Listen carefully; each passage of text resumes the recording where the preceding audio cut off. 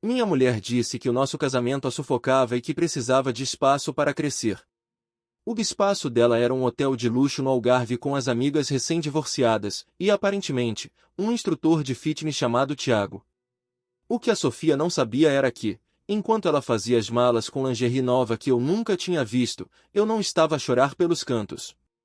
Eu estava a transferir exatamente 50% das nossas poupanças e a imprimir os papéis do divórcio. Ela queria independência total?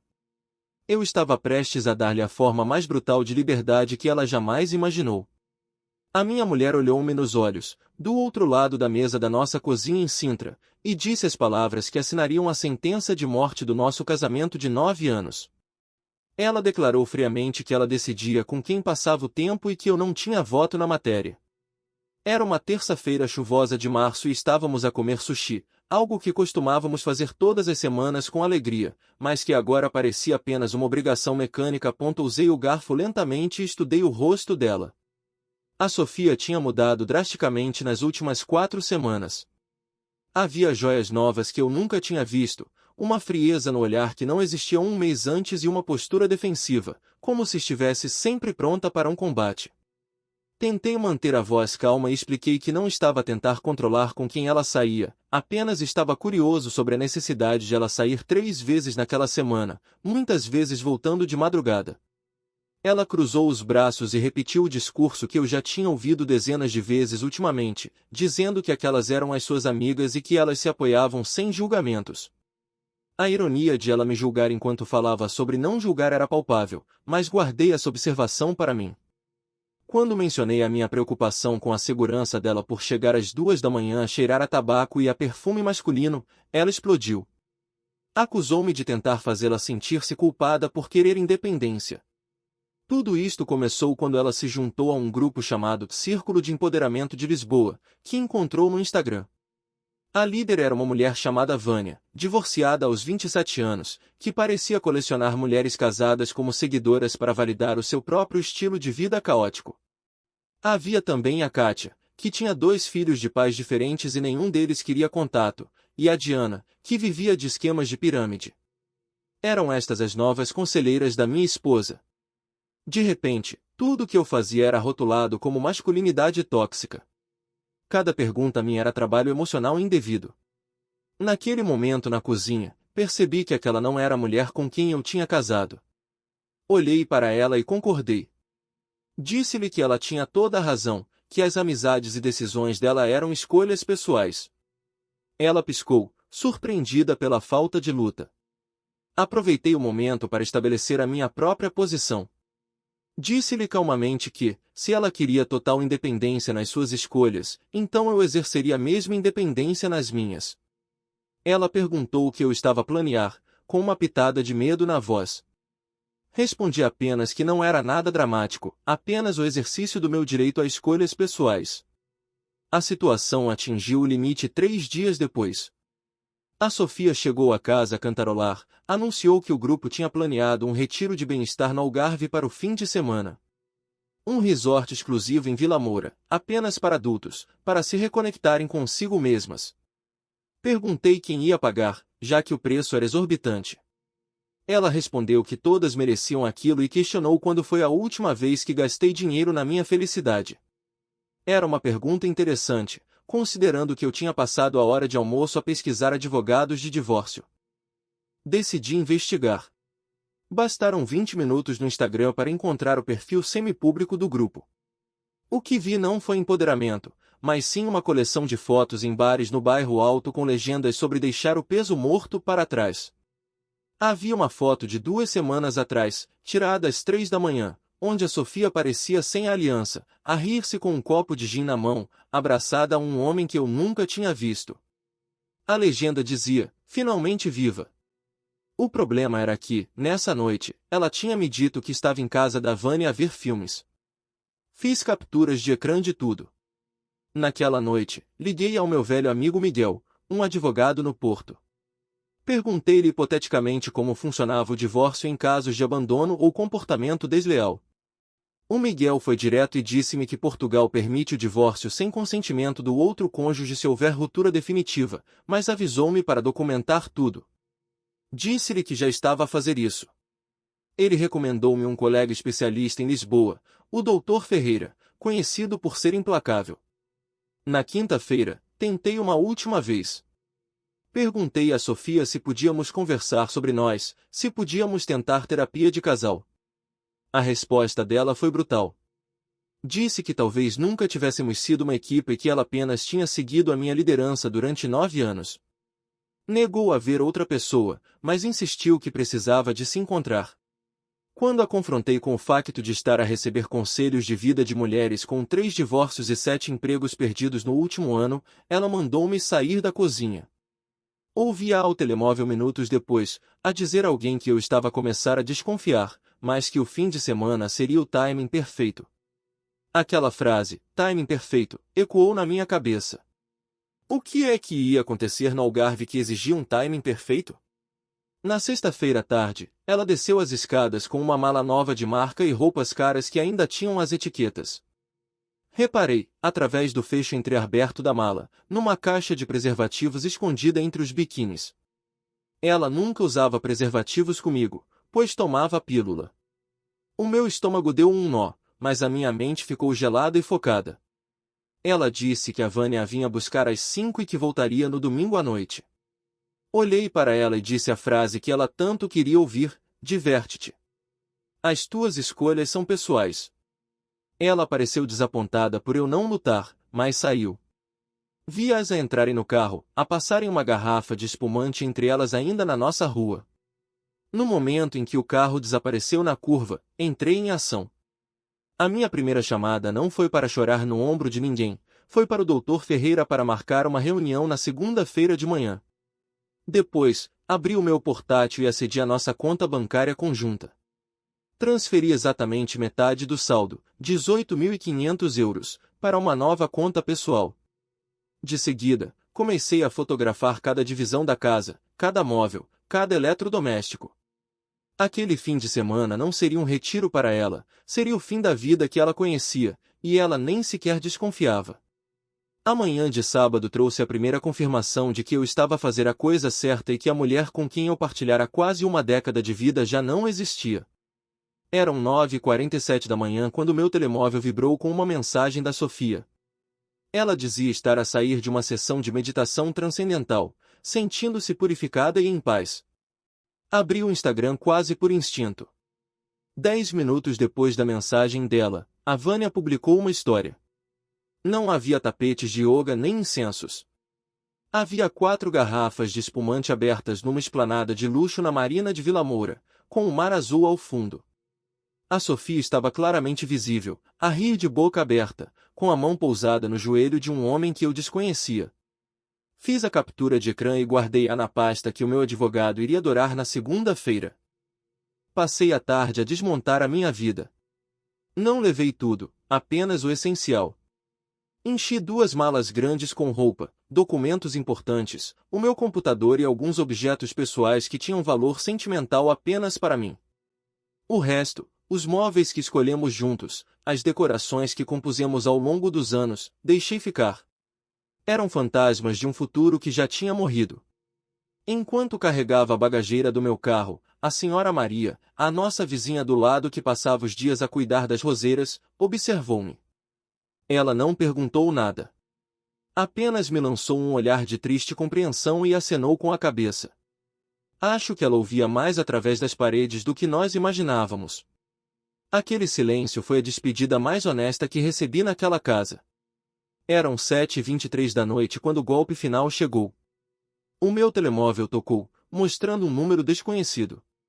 Atendi, esperando que fosse algum vendedor, mas a voz do outro lado era masculina, jovem e com o som de música alta e copos a baterem em fundo. O homem perguntou se eu era o marido da Sofia. O meu sangue gelou. Ele explicou que estava no bar 7 Ondas, em Vila Moura, e que sentia a obrigação moral de me avisar. Disse-me que a minha mulher estava lá, a oferecer rodadas de bebidas e a anunciar em voz alta que estava separada. Contou-me que a irmã dele tinha passado por algo semelhante, destruindo a família por conselhos de amigas tóxicas, e que ele não conseguia ficar a ver aquilo acontecer sem dizer nada. Agradeci-lhe com a voz trêmula e desliguei. Fiquei sentado no chão da sala vazia, sentindo um frio no peito que não tinha nada a ver com a temperatura. Voltei ao Instagram. A amiga dela, a Kátia, tinha acabado de publicar uma foto de grupo. A legenda dizia: fim de semana da liberdade, a viver a melhor vida. A Sofia estava no centro, com um vestido vermelho justo que eu nunca tinha visto, comprado certamente com o nosso dinheiro conjunto. Mas o detalhe que me fez parar a respiração não foi o vestido. Foi a mão esquerda dela, levantada num brinde. O dedo anelar estava nu. Ela tinha tirado a aliança. 9 anos de compromisso, descartados para impressionar estranhos num bar no Algarve. Aquela imagem matou a última gota de hesitação que eu poderia ter. Sentei-me à mesa da cozinha, a única peça de mobiliário onde ainda restava alguma dignidade, e escrevi uma carta. Não usei o computador, queria que fosse pessoal, manuscrita, real. Não houve raiva nas minhas palavras, nem súplicas, nem insultos. Apenas factos frios e irrefutáveis. Escrevi que ela queria decidir com quem passava o tempo sem a minha opinião e que eu respeitava essa escolha. Lembrei-lhe que a independência significa viver com todas as consequências das nossas ações, não apenas com as partes divertidas. Terminei dizendo que, já que ela tinha anunciado aos estranhos que estava separada, eu iria tornar essa mentira numa verdade legal na segunda-feira de manhã. Coloquei a carta num envelope branco no centro da mesa. Com movimentos lentos e deliberados, retirei a minha própria aliança. O metal pareceu pesar quilos na minha mão antes de o pousar suavemente em cima do papel. Aquele pequeno círculo de ouro, que um dia simbolizou a eternidade, era agora apenas um objeto deixado para trás, tal como a nossa vida em comum. Peguei nas chaves de casa, coloquei-as ao lado da aliança e saí sem olhar para trás. Conduzi durante 40 minutos até a margem sul, onde o meu irmão André vivia. Ele abriu a porta e, ao ver a minha cara e as malas no carro, não precisou de explicações. Apenas me abraçou e disse que o quarto de hóspedes era meu pelo tempo que fosse preciso. O meu telemóvel estava desligado, mas a minha mente não parava. Eu sabia o que viria a seguir. O domingo de manhã em Vila Moura seria de ressaca, mas o verdadeiro despertar da Sofia aconteceria quando ela voltasse para casa e encontrasse o silêncio ensurdecedor que eu lhe tinha deixado. Ela queria espaço. Eu tinha-lhe acabado de dar todo o espaço do mundo, e tinha certeza absoluta de que ela ia odiar cada centímetro dele. O domingo amanheceu no quarto de hóspedes do meu irmão André com o som incessante do meu telemóvel a vibrar contra a madeira da mesa de cabeceira. Eram números desconhecidos, um atrás do outro, insistentes, desesperados. O André espreitou pela porta com uma chávena de café na mão e avisou-me que a Sofia estava a ligar de telefones diferentes, numa tentativa patética de contornar o facto de eu não atender. Não senti qualquer vontade de falar com ela. A sequência de mensagens de texto que iluminava o ecrã contava a história da sua manhã melhor do que qualquer conversa. Começaram com uma ordem arrogante para eu atender o telefone, passaram para a confusão sobre o estado da casa e a ausência das minhas roupas, e rapidamente evoluíram para o pânico absoluto quando ela encontrou a carta e a aliança em cima da mesa da cozinha. Enviei-lhe apenas uma última resposta, curta e direta, dizendo para ela ler a carta novamente, pois tudo o que precisava de saber estava lá e a sua independência começava naquele exato momento. Depois disso, bloqueei todos os números desconhecidos e desliguei o aparelho. Senti uma paz estranha, uma espécie de silêncio interior que contrastava com o caos que eu sabia estar a desenrolar-se na nossa antiga casa em Sintra. O André, que tinha criado uma conta falsa no Instagram para monitorizar a situação, foi me mostrando a derrocada em tempo real. A arrogância do fim de semana de liberdade evaporou-se em minutos. A fotografia no bar com os homens desconhecidos foi apagada. Em seu lugar, surgiu uma selfie a chorar, com uma legenda vaga sobre cometer o maior erro da vida, seguida de um pedido público no Facebook a perguntar se alguém me tinha visto, alegando uma emergência familiar. Era fascinante observar como a narrativa mudava quando as consequências batiam à porta.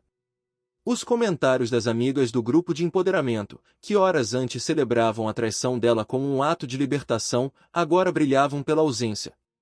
Ninguém perguntava o que tinha acontecido, o silêncio delas era ensurdecedor.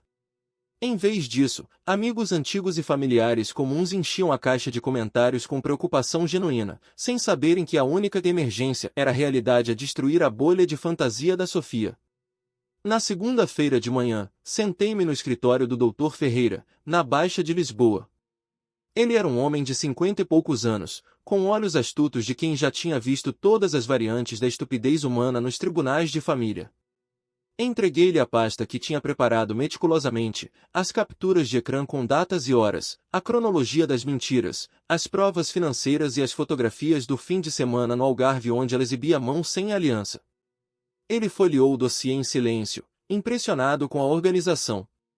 Explicou-me que, embora a lei permitisse o divórcio sem culpa, aquela documentação era crucial para estabelecer um padrão de comportamento e proteger os meus ativos, garantindo que a divisão de bens fosse justa e não manipulada por uma súbita vitimização da parte dela. Quando ele perguntou se eu tinha certeza absoluta, pois o processo seria irreversível uma vez iniciado, a imagem da Sofia rir-se com a mão no ombro daquele estranho no bar surgiu na minha mente.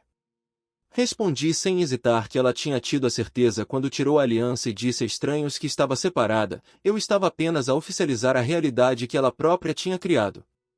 O advogado assentiu e deu início ao processo. Naquela mesma tarde, a Sofia foi notificada no local de trabalho. Soube mais tarde, através de um ex-colega, que ela teve um colapso nervoso no escritório e teve de ser levada para casa, criando uma cena que certamente alimentaria as conversas de corredor durante meses. A pressão aumentou na quarta-feira. Acordei com o som agressivo da campainha no apartamento do André. Eram a mãe da Sofia e a irmã dela, a Tânia, que exigiam falar comigo. Não abri a porta, mas a conversa aconteceu através do intercomunicador. A Tânia gritava que eu estava a ser cruel, acusando-me de deitar fora 9 anos de casamento por causa de um único erro num fim de semana. A distorção da realidade era impressionante. Tive de me controlar para não rir da audácia. Respondi calmamente, sem abrir o portão, que não se tratava de um erro, mas sim de uma série de escolhas deliberadas ao longo de um mês. Lembrei-lhes que mentir sobre o paradeiro, retirar a aliança e humilhar o marido publicamente não eram acidentes, eram decisões conscientes. A mãe dela, com a voz embargada, apelou ao meu sentido de dever, dizendo que a filha estava devastada e não comia há dias. A tentativa de manipulação emocional era transparente. Perguntei-lhes por que razão eu deveria importar-me com os sentimentos de alguém que não tinha demonstrado qualquer consideração pelos meus enquanto bebi espumante com estranhos no Algarve. A Tânia ainda tentou argumentar sobre o futuro e a família, mas cortei a conversa dizendo que a Sofia queria independência sem a minha opinião e que agora a tinha na totalidade. Desliguei o intercomunicador e deixei-as a falar sozinhas na rua. Mais tarde nesse dia, a Tânia publicou um texto furioso nas redes sociais sobre pessoas de coração frio que preferem ter razão a ser felizes, mas apagou 1 hora depois. Curiosamente, foi a própria mãe da Sofia que deixou um comentário enigmático antes da publicação desaparecer, sugerindo que talvez a lealdade fosse algo que a filha deveria ter valorizado mais. O castelo de cartas estava a desmoronar-se e as fissuras começavam a aparecer não só no nosso casamento, mas também nas relações da Sofia com quem a rodeava. Entretanto, as amigas do grupo de empoderamento começaram a sentir o calor. O meu advogado tinha sido implacável na recolha de provas, e de alguma forma, os rumores sobre o comportamento do grupo no Algarve começaram a circular. A Vânia, a líder carismática, tentou contactar-me através de um número privado, provavelmente para tentar controlar os danos antes que a sua própria reputação fosse afetada, mas rejeitei a chamada imediatamente. Eu não estava interessado em explicações ou desculpas. O tempo para conversas tinha acabado no momento em que elas decidiram brindar ao fim do meu casamento. Agora, restava apenas a lei e a justiça fria dos números e das assinaturas. Eu estava a reconstruir a minha vida tijolo a tijolo, enquanto a Sofia tentava desesperadamente segurar as paredes de uma casa que ela própria tinha incendiado. E a parte mais triste, ou talvez a mais justa, era que ela ainda não tinha percebido que o fogo não se apaga com lágrimas tardias. Na quinta-feira à tarde, a Guerra Fria tornou-se subitamente presencial. Eu estava a trabalhar num café tranquilo perto do apartamento do meu irmão, quando a realidade invadiu o meu refúgio sob a forma de 3 mulheres que deslizaram para a mesa à minha frente sem qualquer convite. Eram a Vânia, a Kátia e a Diana, o famoso círculo de empoderamento em carne e osso, mas sem os filtros do Instagram. A Vânia, com o seu ar de superioridade habitual, começou imediatamente a discursar sobre como eu estava a tratar a Sofia de forma injusta, alegando que eu a estava a punir apenas por ela querer ter amigas e procurar a sua própria identidade. Fechei o meu computador portátil devagar, recusando-me a entrar no jogo emocional delas. Olhei para aquelas 3 mulheres e vi exatamente o que elas eram, arquitetas do caos alheio. Com calma, saquei do meu telemóvel e mostrei-lhes as capturas de ecrã das suas próprias publicações, confrontando-as com a hipocrisia das suas ações. Apontei o dedo às provas digitais onde elas celebravam a destruição de casamentos, incentivavam o desrespeito pelos parceiros e brindavam aos problemas conjugais como se fossem troféus de guerra. Recordei-lhes factualmente o seu próprio histórico: 3 divórcios, 4 noivados falhados, 5 filhos com pais ausentes e vários empregos perdidos no último ano. Perguntei-lhes, retoricamente, como é que alguém com um currículo emocional tão desastroso se sentia qualificado para dar conselhos matrimoniais a uma mulher que tinha uma relação estável. A Vânia ficou vermelha de raiva, mas eu continuei, implacável. Expliquei-lhes que a miséria adora companhia e que elas não queriam o bem da Sofia, elas apenas precisavam que ela falhasse para se sentirem menos mal com os seus próprios fracassos. Convencer uma mulher casada a destruir a sua vida não era amizade, era recrutamento para o clube da infelicidade. Quando a Diana tentou negociar, perguntando se eu reconsideraria caso a Sofia cortasse relações com elas, respondi friamente que não aceitaria de volta uma esposa que só mudava de comportamento quando o medo das consequências apertava. Deixei uma nota na mesa para pagar o meu café e saí, deixando-as em silêncio, confrontadas com o espelho feio da sua própria realidade. Nessa mesma noite, recebi uma mensagem anônima que confirmou a minha teoria. Alguém, provavelmente um ex-namorado vingativo ou um membro expulso do grupo, enviou-me capturas de ecrã das conversas privadas delas. O grupo estava a implodir. As mensagens mostravam-nas em pânico, culpando-se mutuamente pelo desastre. A Vânia dizia que a Sofia não estava preparada para verdadeira independência, enquanto a Kátia acusava as outras de terem ido longe demais. A lealdade daquele círculo era tão frágil quanto as suas morais. Assim que a pressão aumentou, começaram a devorar-se umas às outras. Na sexta-feira, a vida profissional da Sofia começou a sofrer o impacto. O chefe dela, o Rogério, ligou-me por cortesia, preocupado com o declínio acentuado no desempenho dela. Relatou que ela tinha faltado 3 dias naquela semana e que tinha tido um colapso emocional durante uma reunião com clientes importantes. Embora eu respeitasse o Rogério, informei-o com firmeza que o bem-estar da Sofia já não era da minha responsabilidade e que o processo de divórcio iria prosseguir independentemente da situação profissional dela. Ele entendeu a mensagem e desligou. Era duro, sim, mas necessário. Eu não podia continuar a ser o para-choques que a protegia das consequências das suas próprias escolhas. 2 semanas depois de eu ter saído de casa, a Sofia pediu para nos encontrarmos. Aceitei, escolhendo um café impessoal no Parque das Nações, um território neutro onde não tínhamos memórias partilhadas. Cheguei à hora marcada e encontrei uma mulher que mal reconhecia. A Sofia, sempre impecável, parecia ter envelhecido 5 anos em 15 dias. Estava magra, com o cabelo apanhado de forma descuidada e sem maquilhagem, ostentando olheiras profundas de quem não dormia à noites. Ela começou a conversa a agradecer por eu ter ido e tentou explicar-se, dizendo que tinha sido manipulada, que aquelas mulheres a tinham feito acreditar que eu era o problema, mas que agora havia verdade. Ouvia em silêncio enquanto ela jurava que tinha bloqueado todas as amigas, apagado as redes sociais e que estava pronta para consertar o nosso casamento. Quando ela parou para respirar, à espera da minha absolvição, destruía a última esperança dela com a verdade mais dolorosa de todas. Expliquei-lhe que ela só estava a mudar porque estava a enfrentar consequências terríveis, e que isso não era crescimento pessoal, era pânico. A verdadeira mudança acontece antes do desastre, por consciência e respeito, não depois, por medo de perder o conforto. Ela começou a chorar, dizendo que me amava e que nunca tinha deixado de me amar, que estava apenas a tentar encontrar-se. Respondi que ela tinha se encontrado perfeitamente naquele bar no Algarve, sem aliança, a dizer a estranhos que estava separada. Disse-lhe que ela não amava o marido, amava a rede de segurança que eu representava enquanto ela brincava a vida de solteira. Quando ela perguntou o que podia fazer para eu a perdoar, levantei-me e disse que o perdão poderia vir com o tempo, mas a reconciliação era impossível. 9 anos significavam tudo para mim, até o momento em que ela decidiu que não significavam nada.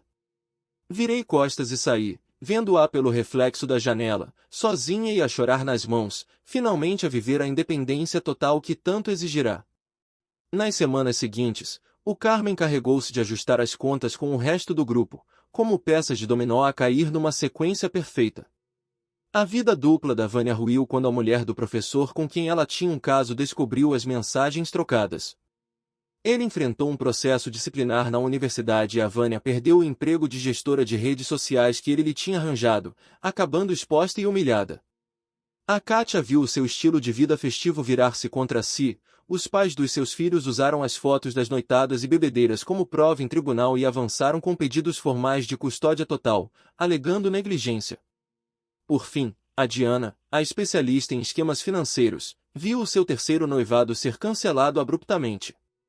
O noivo descobriu a montanha de dívidas que ela escondia dos seus negócios falhados e terminou tudo. 3 dias depois, o anel de noivado dela apareceu à venda no OLX. O círculo de empoderamento estava em ruínas, destruído pela mesma arrogância que usaram para atacar o meu casamento. A justiça poética estava a ser servida fria, e eu assistia tudo à distância, focado apenas em assinar os papéis que me devolveriam a minha liberdade. 2 semanas depois do nosso encontro desastroso no café, o meu advogado contactou-me com uma atualização surpreendente. A advogada da Sofia tinha proposto uma mediação de última hora. A oferta era tentadora do ponto de vista financeiro. A Sofia estava disposta a abdicar da parte dela na nossa casa em Sintra, deixando-me com o imóvel na totalidade, se eu concordasse em adiar o divórcio por 6 meses. O doutor Ferreira confidenciou-me que, na opinião dele, ela estava a tentar ganhar tempo, na esperança de que eu mudasse de ideias e voltasse atrás. A minha resposta foi imediata e irrevogável. Recusei qualquer atraso. Ordenei a venda da casa e a divisão igualitária dos lucros. Expliquei ao meu advogado que não queria ficar com nada que me lembrasse a vida que eu pensava ter. A casa, outrora o nosso santuário, era agora apenas um mausoléu de memórias falsas, e eu queria ver-me livre daqueles fantasmas o mais rápido possível. A Sofia ainda tentou um último gesto público, publicando uma declaração nas redes sociais onde assumia total responsabilidade pela destruição do casamento e admitia ter ouvido pessoas que não sabiam manter as suas próprias relações. Os comentários foram mistos, mas ela não respondeu a nenhum. O silêncio dela, pela primeira vez, parecia genuíno, mas era tarde demais. 3 meses depois de eu ter dado entrada no processo, encontramo-nos no Campus da Justiça, em Lisboa, para a audiência final. Foi tudo breve, processual e quase anticlimático. A Sofia parecia mais pequena do que eu me lembrava, mais pálida e com um ar envelhecido. Durante os procedimentos, ela tentou fazer contato visual várias vezes, mas mantive o meu olhar fixo em frente, focado no juiz. Em apenas 11 minutos, 9 anos de história partilhada foram reduzidos a um decreto legal e a assinatura de um magistrado. A frieza da burocracia era, de certa forma, reconfortante. Não havia gritos, nem lágrimas, apenas o fim oficial de um contrato que já tinha sido quebrado muito antes. À saída do tribunal, a Sofia esperou por mim junto ao parque de estacionamento, afastando-se da advogada dela. Pediu 5 minutos de conversa. Perguntei-lhe o que restava a dizer. Ela confessou que finalmente entendia o valor do que tinha deitado fora e que a dor da perda lhe tinha ensinado uma lição brutal sobre lealdade. Respondi-lhe que esperava que ela guardasse esse entendimento para não cometer o mesmo erro com a próxima pessoa. Quando ela me perguntou se eu a odiava, fui sincero. Disse-lhe que não a odiava, mas que também já não a conhecia. Eu amava a mulher que ela tinha sido, não a estranha que se deixou influenciar por amizades tóxicas. Ela perguntou se eu a perdoaria algum dia. Respondi que já a tinha perdoado, mas expliquei que o perdão era para minha paz de espírito, não para o conforto dela, e que perdoar não significava reconciliar. O perdão significava apenas que eu me recusava a carregar o peso da amargura para o meu futuro. Despedimo-nos ali, sob o sol de Lisboa, com a vida a continuar à nossa volta enquanto a nossa terminava definitivamente. Via pelo espelho retrovisor enquanto me afastava, parada no passeio, a observar o meu carro desaparecer no trânsito, finalmente sozinha com as escolhas que tanto quisera fazer. 6 meses após o divórcio, a minha vida estava irreconhecível. Mudei-me para um apartamento moderno no Parque das Nações, com vista para o Rio Tejo. Era um espaço só meu, limpo, sem memórias dolorosas. No trabalho, fui promovido a analista sênior, uma recompensa pela dedicação que consegui manter mesmo durante o caos. A minha relação com meu irmão André estava mais forte do que nunca, e voltei a conviver com velhos amigos que tinha negligenciado. Mais importante ainda, comecei a namorar. Conheci alguém de forma orgânica, numa livraria no Chiado. Ela era gentil, honesta e direta sobre o que queria da vida, o oposto exato do que a Sofia se tinha tornado. Não havia jogos, nem manipulações, apenas duas pessoas adultas a construir algo real. Numa tarde de sábado, o destino proporcionou o epílogo final. Estava a fazer compras num supermercado gourmet quando a vi na seção dos produtos frescos. A Sofia estava com a mãe, parecia mais saudável do que no tribunal, mas carregava uma tristeza visível na postura. Os nossos olhares cruzaram-se por um breve momento. Não houve drama, nem palavras, apenas um aceno de cabeça discreto, o reconhecimento silencioso de duas pessoas que partilharam uma vida e que agora eram estranhos. Ela continuou as compras e eu as minhas. Muitas vezes perguntam-me se me arrependo de ter sido tão radical. A resposta é não. Lamento que tenha tido de acontecer, lamento que ela tenha escolhido ouvir pessoas que a levaram ao abismo, mas não me arrependo de me ter recusado a ser o plano de reserva de alguém. A Sofia queria independência total, queria fazer escolhas sem ter de prestar contas a ninguém. Ela conseguiu exatamente o que pediu. E eu, ao recusar aceitar menos do que respeito total, consegui a minha própria liberdade. No final, ambos tivemos o que merecíamos, ela teve as consequências das suas ações, e eu tive a oportunidade de recomeçar com dignidade.